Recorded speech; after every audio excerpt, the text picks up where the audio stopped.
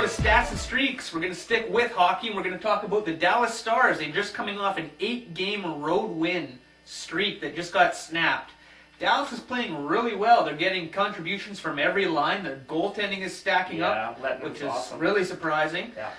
Do you see Dallas as a legitimate cup contender? Right now, yeah, they're in the top three. I'd say them, Vancouver, and Detroit are your perennial leaders to win the Stanley Cup out of the West. I think one of those upper two will take Dallas out. I don't think Dallas is a 3 or 4 round type team yet. They don't have the depth.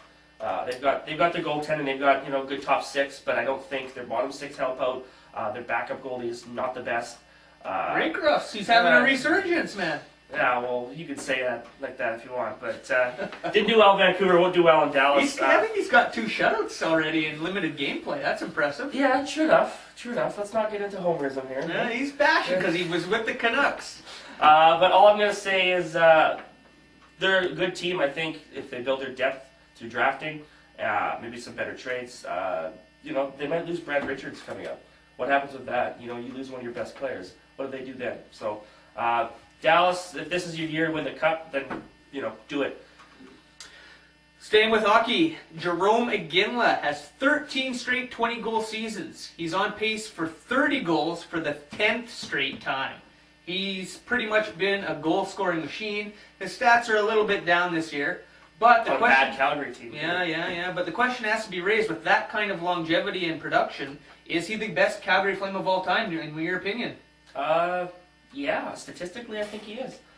In terms of leadership and heart, I'd say there's some other guys that jump in there. Mike Vernon, Theo Fleury, regardless of the turmoil he had in those years. I was looking at some stats, and because the first one that immediately came to my mind was actually Lanny McDonald. Lanny too, yeah. But Lanny played for 2 other teams before, and he played for Toronto and the Colorado team. Actually, you guys probably Colorado Rockies way back when. So. Yes, he was a massive Flame, but when he had a couple good seasons there when they had a few good cup runs. They didn't win, and then when they did win in 1989, he was on his downturn. Al MacInnis and Mike Vernon almost single-handedly carried that 89 cup team. Yeah. So MacInnis and Vernon were right there in the forefront, and I was this close to going with MacInnis, but I think Iggy might have to be the best Flame of all time. He holds almost every offensive record there is for the club. Yeah, no, true enough. I would agree. Yeah. Okay. We are going to stick with those Calgary Flames, and as of this morning, they were 14th in the conference. Yeah, they're not doing too bad or too well. However, believe it or not, they're only 6 points back of Colorado and Chicago, and they're tied for the last playoff spot, 7th and 8th. So they go on a little mini 5-6 game winning streak. Colorado and Chicago start to slip. Next thing you know, Calgary's 7th. Yeah. Can they make the playoffs? Likely to that happening is very slim. Slim to none. What do you give them? What percentage chance of making the playoffs? 8%. 8%? I believe there's a website that predicts the statistics on a team, wins, loses, what their playoff chances are. I believe that I read today that the Flames are 8.8% chance of making. Do you have the website name? No, but I can find you for your next week. We'll talk about it next week. No free plug for you guys. No free plug. But you know what? This team, if we were talking about the start of the season and they, came out of the gate slow, then I would say, yeah, this team's got a chance. We are more than halfway into the season. This team has injuries. This team has instability. For you grammar fans. Yeah, grammar police. But yeah, I don't see them making the playoffs. Not with teams in like Chicago, Colorado. Right now, I'm going to say no. If they get rid of their coach and get a new face in there, get the then I say there. yes. Get the rest of those setters the setters are brutal. Cancer. Get rid of them. I say yes for that. We're gonna switch over to the NBA now. We're gonna look to those wily veteran San Antonio Spurs. They also recently won 8 in a row, and they sit at 36-7 at the season mark here. What do you give them the odds of actually winning the championship? I would say they're right up there at the top, maybe 1 or 2. Them and the Lakers. They've got everybody. They've done it before. They've won several championships. I'm not a huge basketball guy, but I'm watching enough basketball to say the Spurs are one of my top 2, easily. If I had to break it down, I'd probably say roughly a 25% chance, because I'm looking at the Lakers and the Celtics at 25%, the Spurs at 25%, and that other last 25% I'll give the dark horses, Miami, Dallas, and maybe even OK City. The Thunder's pretty young. I don't know if they'll be able to pull it off. They're not quite ready yet. What about the Raptors? Yeah, Raptors, I am going to predict a distant finish. Top 5 draft out of the pick. playoff, yeah. Not looking good. Speaking of not looking good, the Cavs have lost 16 straight games, Whit. Yeah. The franchise record is 19 straight games. The NBA record is 23 games. Is this team really that bad, or are they just kind of having an off year like the Nets did? I think they're having an off year of LeBron. You know, this guy was there for 7 or 8 years, and they made the playoffs pretty much every year. He made players around him better, and obviously him being gone this year has really hurt them. They didn't really pick anybody up. And do you think that their terrible season this year is proof that LeBron didn't have a strong enough supporting cast? Yeah. Because it's roughly the same team minus Zilgauskas, maybe a couple other bit pieces. Yeah, but I think LeBron was that Delonte team. West. Like I said, he made the guys around him better. Yeah. So you take a guy like that away, you know, he's like a Michael Jordan type guy. When Jordan played with the Bulls back in the day, you know, there was guys like Scottie Pippen and Dennis Rodman. Without Michael Jordan, those guys wouldn't have been like they were. You know? Well, I don't know about that. Pippen took them to the playoffs. They were good players. Coach. They were good players, but Jordan made them better. But they had Pippen, and there's no Pippen on the Cavs. I mean, they've No. got Anton Jameson as their best player, who had a few nice years, but he's no Scottie Pippen. Yeah, no, definitely. And I'll tell you another thing is that I've got the schedule here. The Cavs are playing the Nets tonight. I'll be really interested to see what happens tonight, because if they lose tonight to the Nets, the Cavs up next, they've got the Celtics, the Nuggets, the Magic, and the Heat. So that would be 17 losses with the Nets. The Nuts? The Nuts. 4 more losses because they're not going to beat the Celtics, the Nuggets, etc., etc. They're going to be looking at 21 losses straight with Indiana and the Grizzlies coming up next. And then after that, Portland and the Mavs. So they could break the NBA record for futility. And that's scary. I would say if they had to beat someone, they're probably going to beat the Heat out of all that. Yeah, right. That's a consensus pick on my behalf there. Well, you want to do a pick 6 on that one? Maybe. We'll up your not. score. We'll see next week. Speaking of pick 6.